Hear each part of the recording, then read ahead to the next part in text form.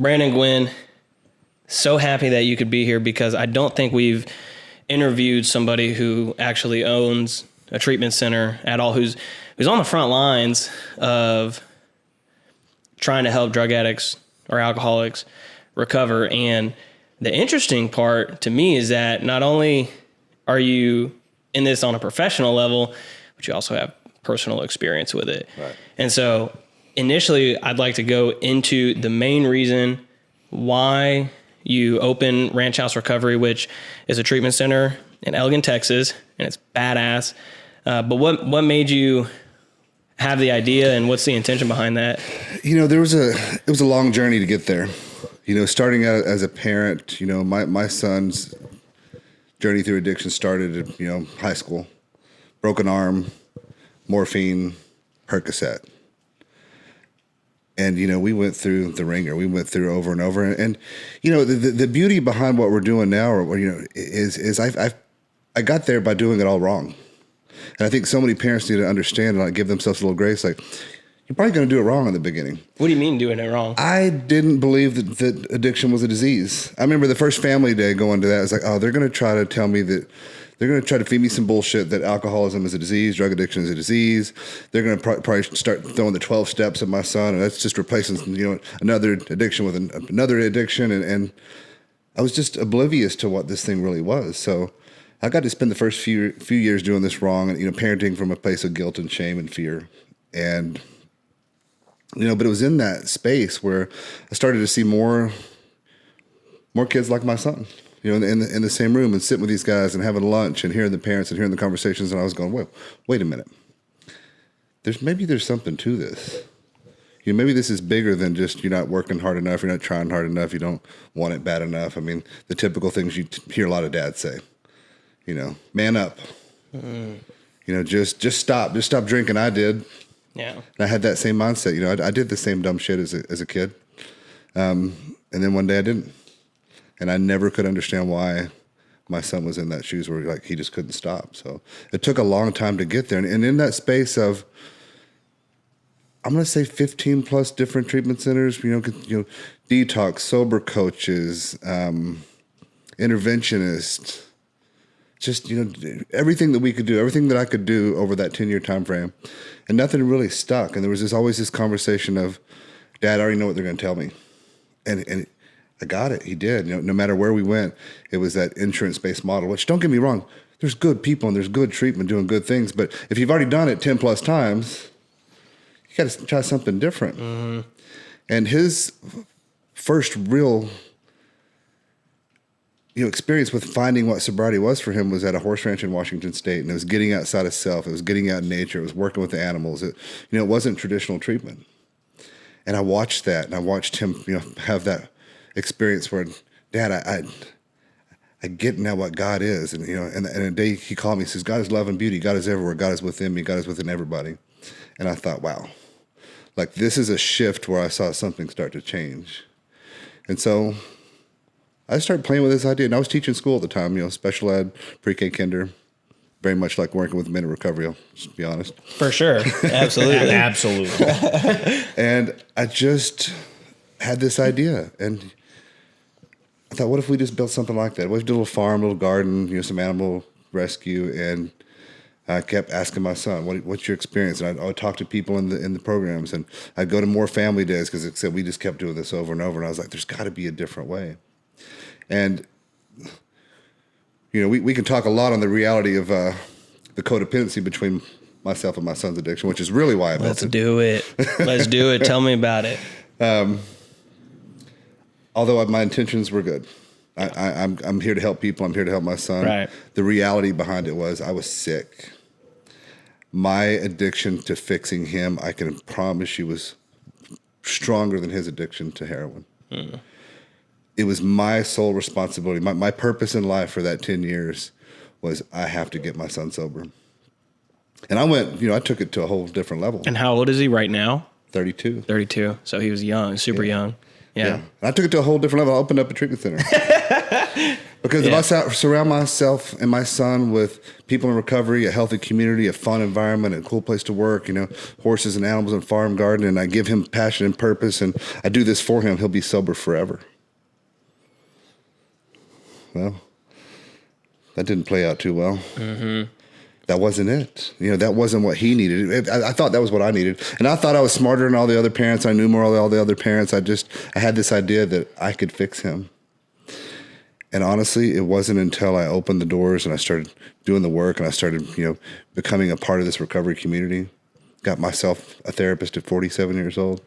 Worked the steps like anyone in recovery would do. And the realization was like, oh, I'm sick. Yeah. I'm a broken individual whose sole purpose in life was to fix his son. Yeah. The day that I let go, the idea that I wasn't my responsibility, that I am not responsible for my son's sobriety, it was freeing.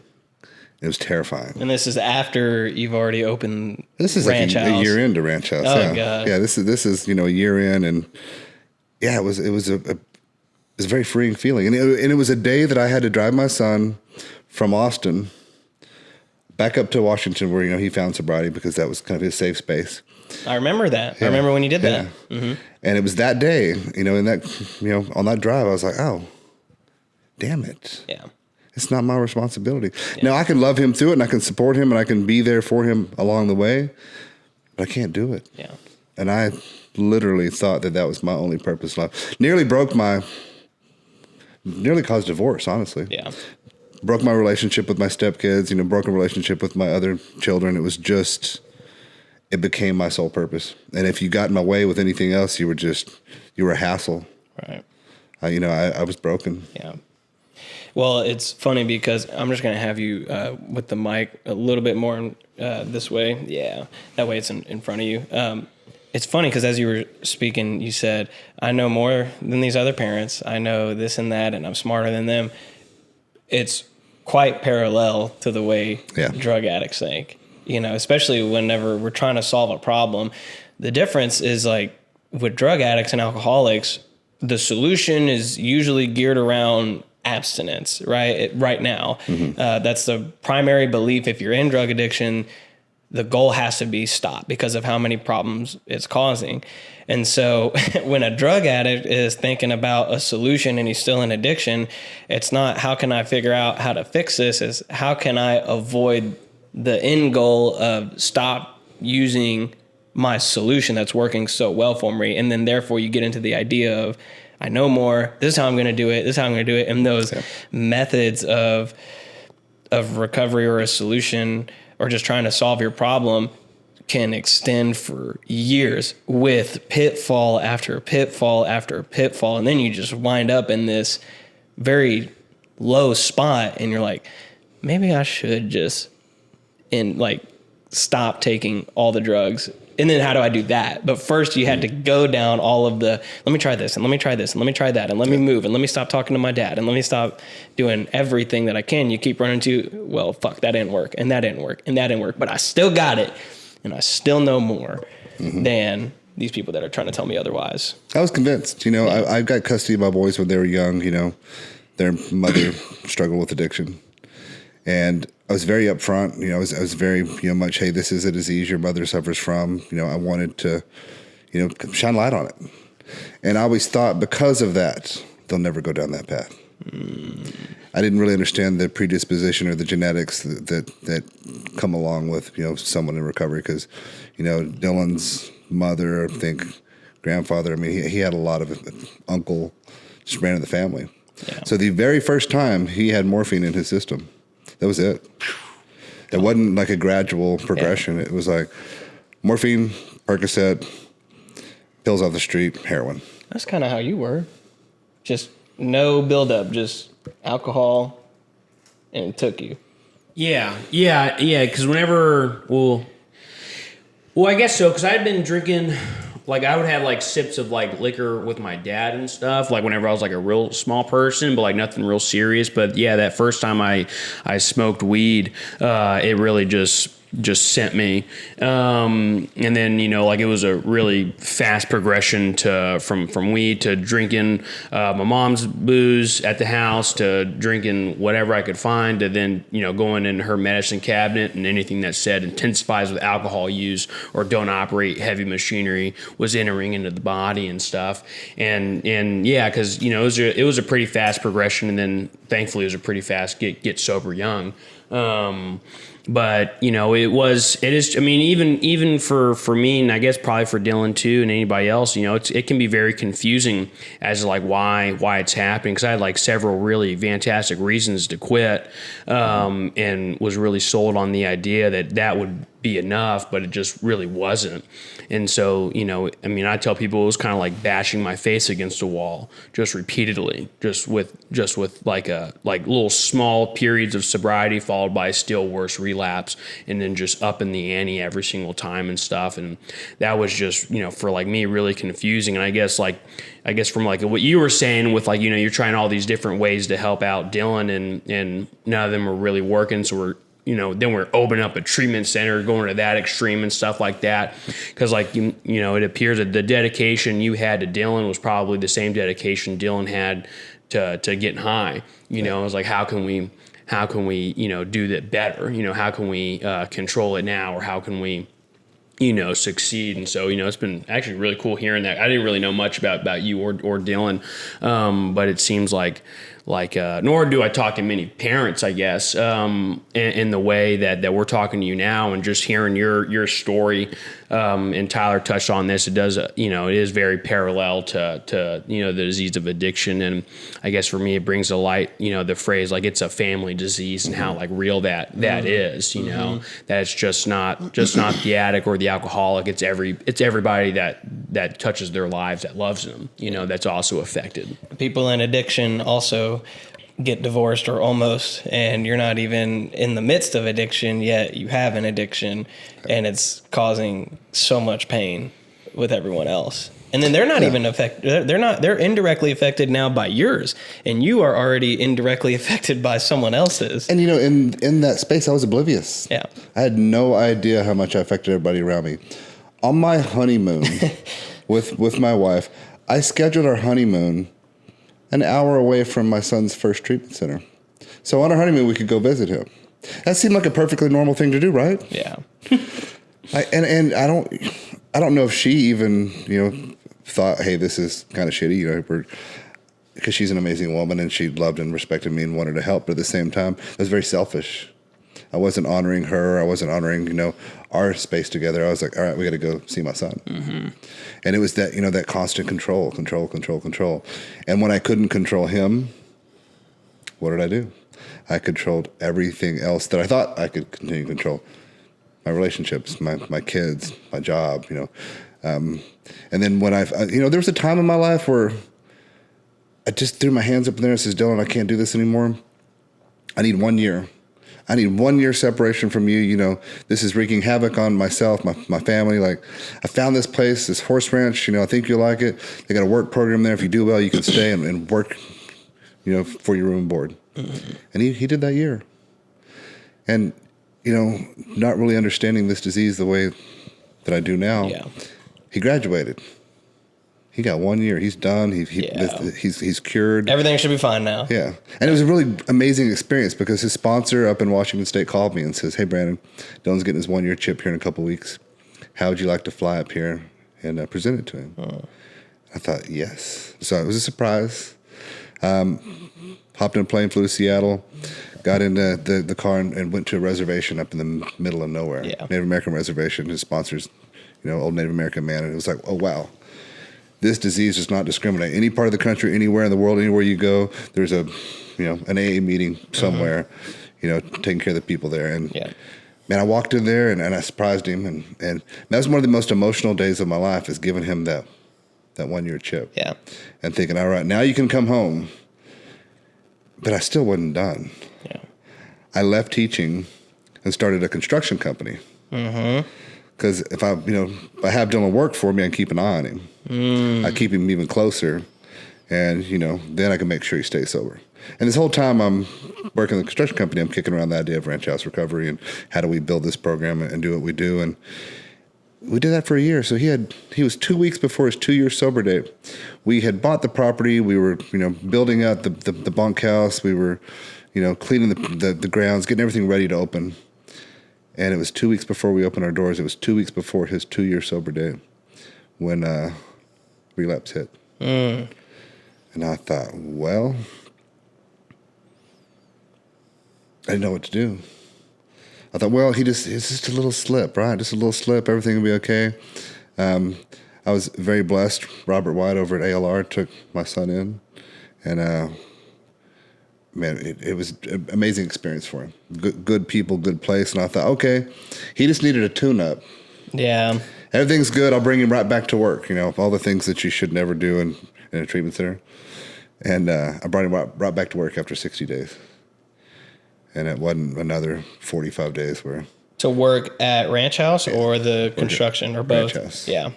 And then 45 days in, one of my staff members says, hey, I think Dylan's high right now. I said, no, he's not. I was with him all day. Yeah. Yeah. And this happened, a few times. He went back to Washington for a year, came back, went to work for us again. And every time he got there, it was, I don't know what it was, but finally, just it wasn't his place to work. Well, that's, the weird thing is you never really know what it is where they finally get it. Because like you said, they go to the same place or different places, but they're all talking about the same thing. And you got John who, I meant to do that. You scared me. You got John who has only been to treatment once, ever. And he's almost a decade sober. And he got sober at 17. You got me, who was in IOP and residential, and then residential again, and we have different backgrounds. So it took a couple. You got people like my fiance, who's double digits on the treatment side of things, and then she got it. Same stuff, same book, same protocol. Probably the same people around her, and she got it. And it's like, what is it? And it'd be interesting to try and find that out one day. But yeah. What is that in here or in here or wherever it's at that they finally get it, quote unquote. That's the riddle. If we could solve that riddle, we wouldn't be sitting here right now, would we? Yeah, no, exactly. It'd be a more clear-cut path, but it is something with that individual and their own problem, their own understanding of it. And it's not a logical understanding. It's like a spiritual understanding, and I mean that in a very vague way. I'm pretty sure the definition for spiritual is vague in itself. Mm-hmm. So something that only that person knows. But you got people like you and your team who are ready to be there for if at that time it is the time, and whether it's 1 or 3 or 12 attempts later, they have everything that they need. What do you think your treatment center offers that is different? Because I think I'm just going to speak for a lot of people. I think if anyone thinks about Ranch House Recovery, they know something special over there. Coming from an educational background, there's 2 things a kid has to learn. It's trust and relationship. And I think if there's anything we do better than anyone else out there, it's trust and relationship.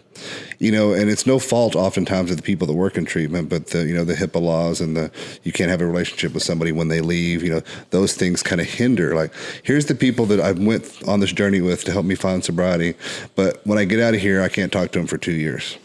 Right. We build that trust, we build that relationship. Everyone that walks out the door walks out of that door with my phone number, with every staff member's phone number, and they reach out. Which comes at a cost. There's... Because they utilize it. I try to set healthy boundaries. Yeah. I often fail. I've gotten better, and we're 4.5 years in. I'm better than I was 4.5 years ago. But at the same time, I don't think I would change it. My wife is very understanding. That phone rings at odd hours sometimes, and this is what I've committed to do, and I want to be there for the people that need it when they need it. Mm-hmm. And oftentimes when they need it, it's not at the the hours that not working hours. Yeah. Yeah, that's interesting, man. And so, what do you think? Like in the beginning, I mean, you obviously had this idea of what it may be like How is that different to what it's like 4.5 years later? What did you see? I'm sure, I mean, especially with like the fentanyl epidemic, you know, fuck fentanyl, everybody. But with everything that's happened and, you know, the amount of overdoses that have increased over just the last couple of years, I mean, what have you guys had to alter in your program, if anything, especially as it compares to the beginning with what you maybe thought it would be like? You know, I remember the right when we opened, you know, we purchased the property in June. We opened September 1st. There was not really time to plan, like, how are we going to do this? But I said to the team that day, I was like, look, we're not going to be any more ready in 6 months than we are today. Culture and community comes first. If we build that, everything else will fall in line. And I think from 4.5 years ago to today, our culture and community hasn't changed at all. You know, we've defined our program better. You know, we have a better network of therapists. We have a better network of, you know, sober home owners. We have a better network of coaches. We have a better network of aftercare. Because, you know, I believe that people try to do too many things. Everybody tries to be everything. I want to be one thing. I want to be the best at one thing. And then I want to build relationships with people that are best at their one thing. And that's probably been our biggest impact, is the relationships we have with other people that allow us to extend that care. Because the one thing that the industry fails across the board everywhere is time. 30 days, we got you. 30 days doesn't solve anything. And if we don't have something in place for when these people leave and a safe space, you know, Ranch House is a safe space. You know, people come back. You know you're doing something right when someone gets out of treatment and the next 2 weeks they just come hang out. Right. You know, that open door policy is very unique to what we do. Come hang out. Come sit in a group. Come have dinner. Come hang out on the farm. You know, ride the horses. Just, this is your home. And I know that oftentimes when people leave treatment, they're starting over again. And that fear and anxiety of the sober home, wherever they're going, it creeps back in. So having that transitional time to stay in your home, stay in your space, stay around your people, and then get comfortable in your new space is something I think we do very well. Which is, I think, impossible for anyone in the insurance-based model because of HIPAA, right? Like they legally can't come back because they're no longer a resident and they're still residents in that treatment center. Right. So it automatically, negates itself or just closes that door. And I believe that that's important too, because whenever I think about IOP or aftercare and potentially having to come back to that treatment center, everybody dreads it. Absolutely everybody, except for clients or whatever the legal term is. I don't know what the legal term is, but, you know, people who admitted to your treatment center, except for them. And people at, I think, ALR too. Like, people love going back to ALR. 2 treatment centers that have no insurance contracts whatsoever.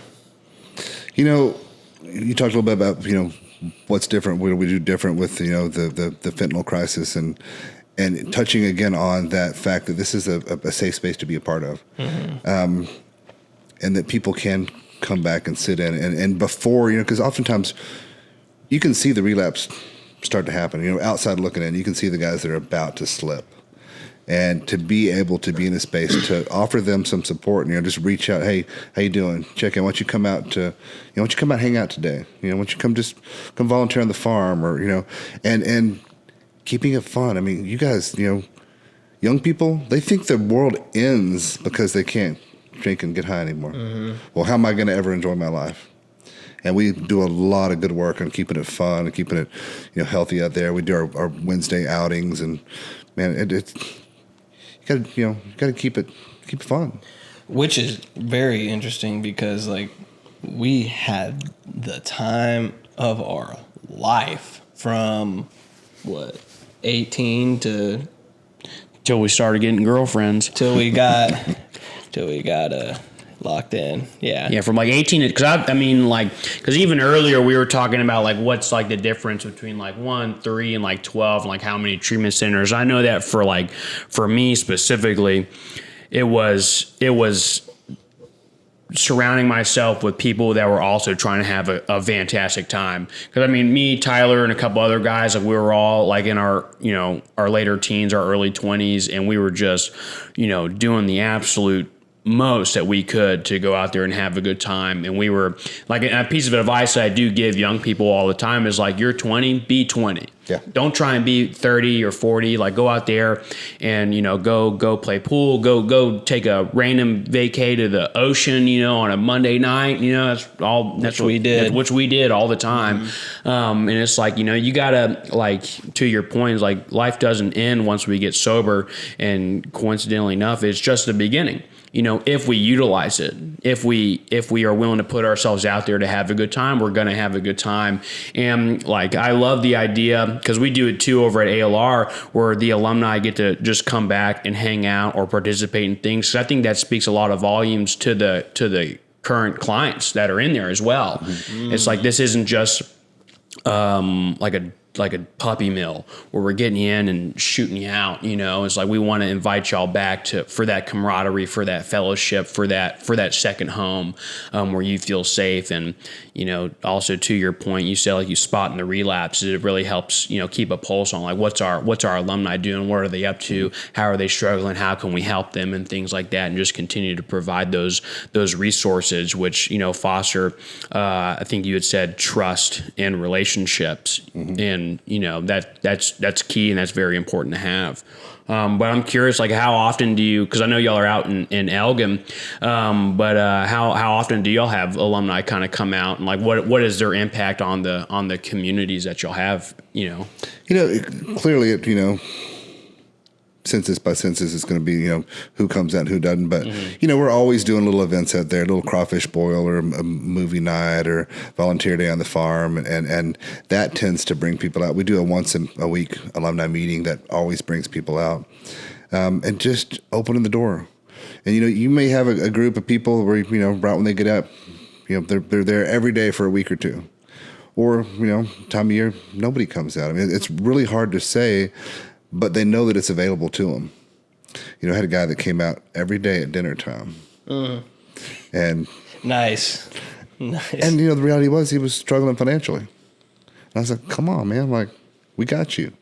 I want it to feel like home. And I think, that first day, that first group I ever ran was like, culture, community, come first. I want this to be your home. And Ranch House is a home. It's a house. It feels very much like a bunch of boys live there. Right. A little messy, Yep. But it doesn't feel like you're walking into a sterile fluorescent light, hospital, 8 hours of groups all day kind of thing. It's just a healthy, happy, home feeling environment. Yeah. Plus nighttime at Ranch House just hits different. And when I work there, dude, last 15 minutes, everybody's asleep. Notes are done. I just go right outside and just be like in awe. And just the vibe, just the vibe itself. The vibe itself at Ranch House is unlike any other. Well, that's the first thing people say. They walk out there and they sit down on that little stage and they watch the sunset over there behind the pond. And you're far enough out that you're disconnected from the city, but you're still close enough to this. You can literally see the city from the hilltop we're on. So, but you do get that, that disconnect. And, we've got the horses and we're surrounded by a cattle pasture. We're surrounded by, probably 100 head of cattle. And, so you really get a different experience. Ranch House Recovery, the name fits very well for what we do. Yeah. Especially people coming in from out of state that don't really know what Texas is about. Because, they think about Austin or Dallas or Houston and it's all city. Mm-hmm. And it's nothing like the cartoons were. You go to Ranch House, it's like the cartoons over there. Yeah. Bunch of land, got the animals, and every neighbor knows the next neighbor, and very tight knit, not tight knit, but welcoming, and yeah, like you got a place here. I'll say, talking about the neighbors and the tight knit in the small town, when we very first came into Elgin, and we purchased the property there, and there's 5-6 neighbors around. You all got about 10, 20 acre plots, and they all invited us to dinner. And I'm thinking, okay, well, I guess now is a good time as any. So I told the neighbors, like, hey, I just want to let you know we're not actually going to be living here. This is what we're doing. We're opening up a men's program. We're putting together a nonprofit farm. Just basically said what we're going to be doing. And I thought, well, how are the neighbors going to react? Right. They were very welcoming. One of the neighbors had a son that had been struggling with addiction his entire life. we've done a lot of service work for the neighbors. They've donated hay to the horses. I mean, it just became this, kind of space where everybody wanted to be a part of. And then the Elgin community in general, we work with Chamber of Commerce. We work with Elgin Parks and Rec. I mean, our goal is to change the stigma of people in recovery. Like, there's people. We all do dumb shit. Sometimes it's just a little bit more, out in public. Yeah. And I think we've done a damn good job out there in Elgin with the community, and because everybody wants to be involved in what we're doing. And that wasn't the case in the very beginning. We tried to get library cards one time, and we had letters of residency and walked down to the library, and they said no. Really? And, moving forward, the level of support we have with the community, and very, very different than when we started. It's hard to hate what y'all do. Yeah, really hard. Mm-hmm. What do you think as maybe with your personal experience with addiction and then obviously on the professional side, like what do you think the hardest part about running a treatment center is? Taking days off.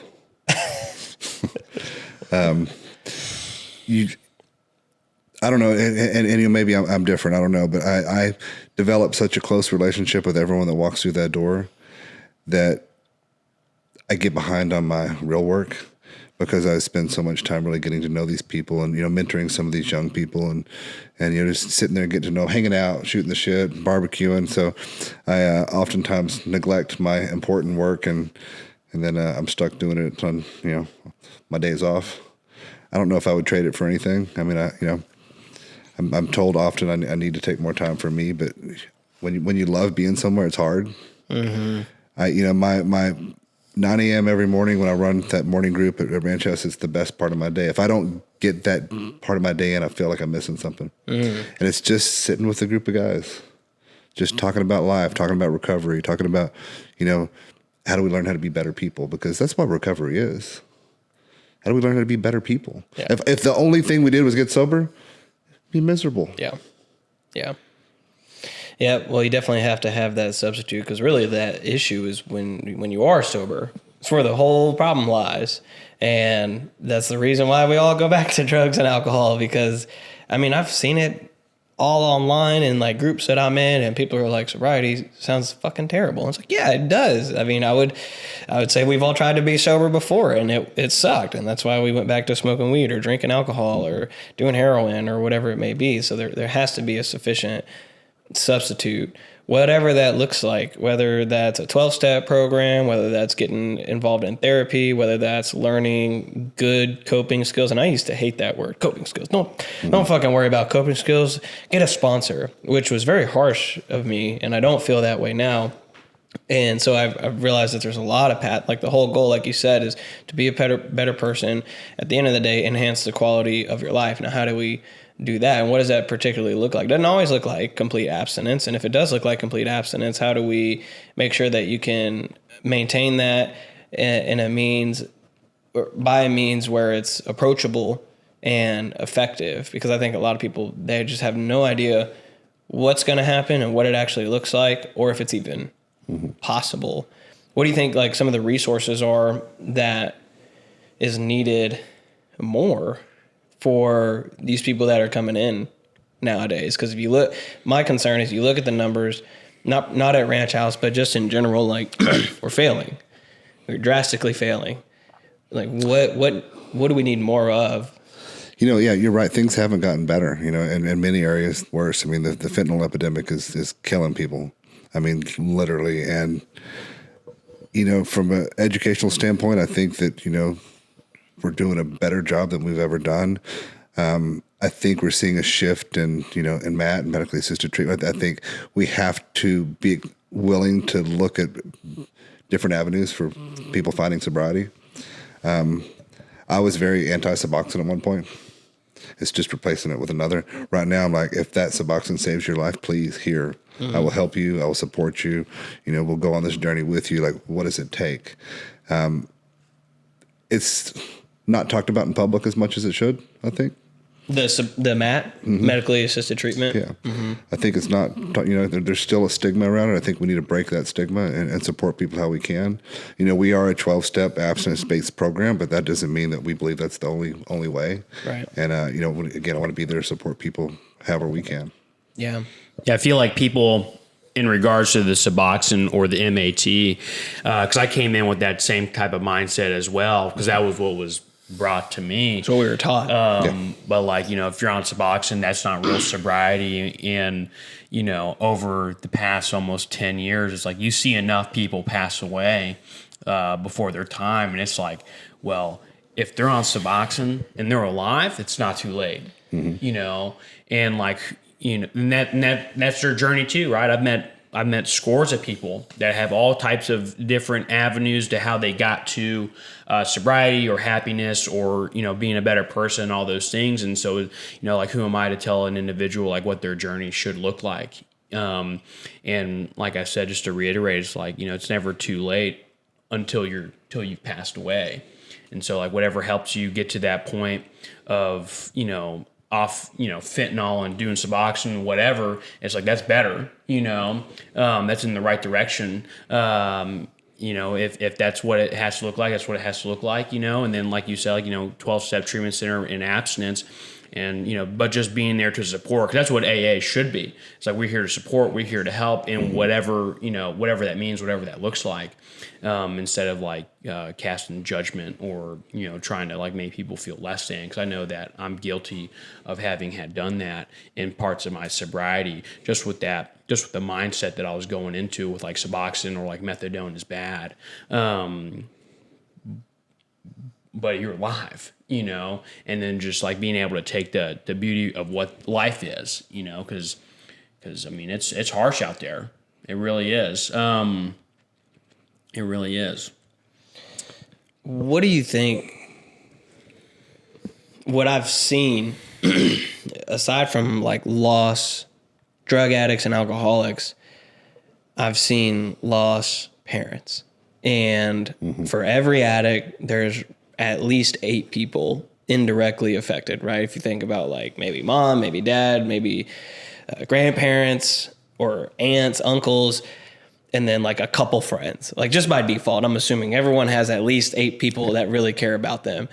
And hypothetically, if that drug addict or alcoholic is either getting high and is in a very scary spot or they pass away, now all of these 8 people are affected. What does there need to be more of for them, for the people who are indirectly affected like you were, who at 47 finally got into therapy and I'm sure realized a whole lot of things? What do you think needs to be there for them? I think that's the area that we fail the most, is really involving the families. I mean, we do the best we can. We have our family program out there that meets once a month, and I have a personal connection to families. So, almost every person that comes into Ranch House, I talk to mom and dad. And, parents, and I'm going to speak for myself, and I can say that many parents often feel the same way. When they see their son struggle, daughter struggle, it's a reflection on their parenting. I did a bad job. That was my thought. Like, well, I failed my son. I did everything I could to be a good father, but then it wasn't enough, and I failed. I'm a failure. And dads don't really know how to process that. I didn't. Like I said, I told y'all, just anger. When I'm hurt and I'm sad and I'm in fear, I'm an asshole. And the beauty with my life today is like, my asshole shows up from time to time, but I don't live there. It's something that I can, outside looking in and reflect on it and be a better person because of it. But parents need education. When their son or daughter goes to treatment, they're literally at the mercy of whoever picks up the phone for the place they Googled. That's all they got. They're at the mercy of the person on the other end of that line. Not that they're all bad people, but the person on the other end of that phone, their only goal is to get you in to get your insurance check. And when you monetize people's lives, and that's the unfortunate side of what you're going to get. It doesn't mean there's not good people in treatment. It doesn't mean there's not good treatment. It doesn't mean that people aren't, trying to do the best they can. But in a system that's broken, the best they can is not good enough. How do we educate parents?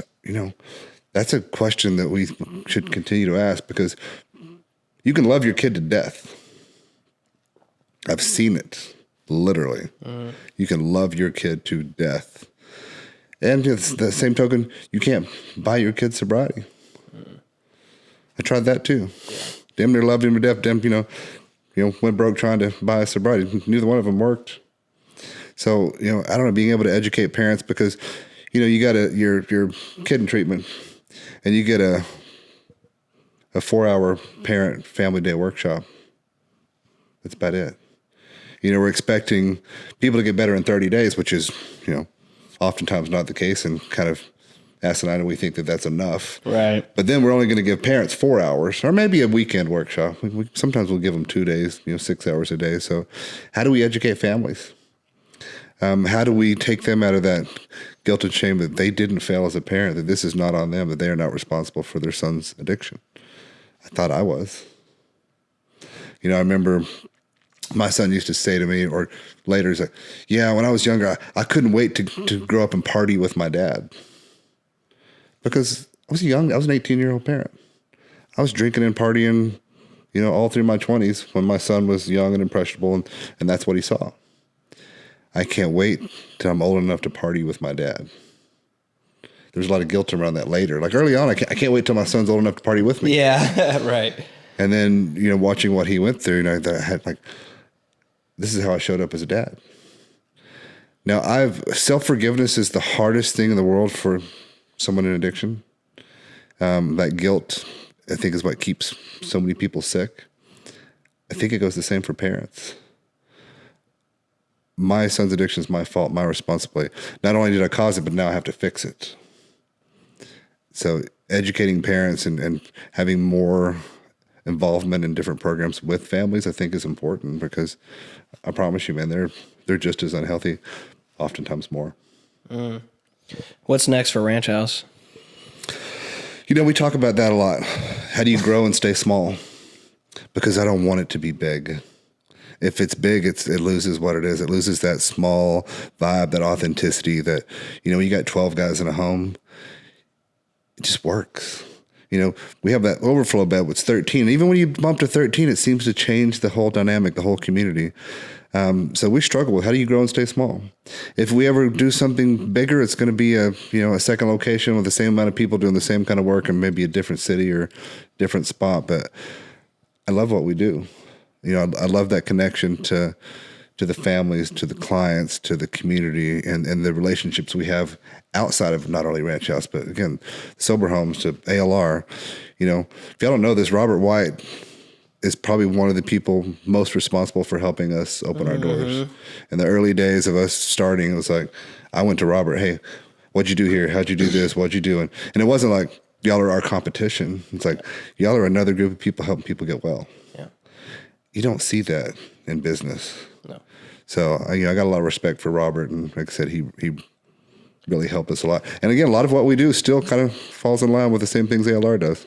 I'm pretty sure in the beginning, it was the step packets were ALR's packets with the name change probably because that's all we had. That's all it was. Yeah. Yeah. I remember that. That's all we had, man. But from when y'all opened to now, I mean, the vibe hasn't changed. The intent hasn't changed. Anything like that has not changed. And you're still, and the people's response hasn't changed. The clients, they haven't, their response to what y'all do hasn't changed. Of course, there's going to be instances where people don't like it or they don't want to do it or whatever, but the overall feeling has not changed. From the jump, it's been great and beautiful. I think that's important because we get in this fear-based mindset. Oh, financially, we're not doing as well as we used to do, or we're struggling right now that the census is down, numbers are down. We got to change it up, and we don't. Yeah. We got to continue to do the right thing, and God will provide every time. I have to always remind myself that because I get in that fear-based mindset, and I think I got to change it. Got to do something different. But no, it's like life. It's cyclical. We're going to have ups and downs. We're going to, be, cash flow good, cash flow poor. That's just the game. And I invest a lot in my people and my property, and I just want it to feel like home. Yeah. And I, like you said, I think we've done a damn good job of keeping that culture the same since day one. Yeah. Not a whole lot's changed there, and I think it says a lot about I still have about half my staff that's been there since day one. Mm-hmm. Yep. they don't tend to leave. So that's a good feeling. Yeah, no kidding. No kidding. Well, Brandon, I appreciate you making the time to get out here and try and help some people, because what y'all are doing is amazing and spectacular and miraculous for a lot of the results that these people experience, both with the drug addict, the alcoholic, and their families. So appreciate it. Well, thank you. And like you guys, what y'all do here, today is that changing that stigma conversation is what we need most. People need to understand that there's an alternative to, you don't have to suffer. Suffering is not a requirement. And I think the sooner we can realize that, and the more we can help young people. I wish that I had access to this knowledge at 20 years old. People in recovery, although they struggle, they tend to have more emotional maturity than any individual group of people I've ever been around. My son at 25, although he struggled with his disease, his emotional maturity was amazing. So keep doing what y'all are doing. Like keep, plugging away, helping change that stigma and getting people on your show. And I'm very blessed to be here and want to thank you guys. Appreciate it. How can people get a hold of you? Ranch House, you or whatever. RanchHouseRecovery.com. And, phone numbers on there. Just reach out if y'all need anything. Give us a call. Small town Elgin, baby. Thank you, Brandon.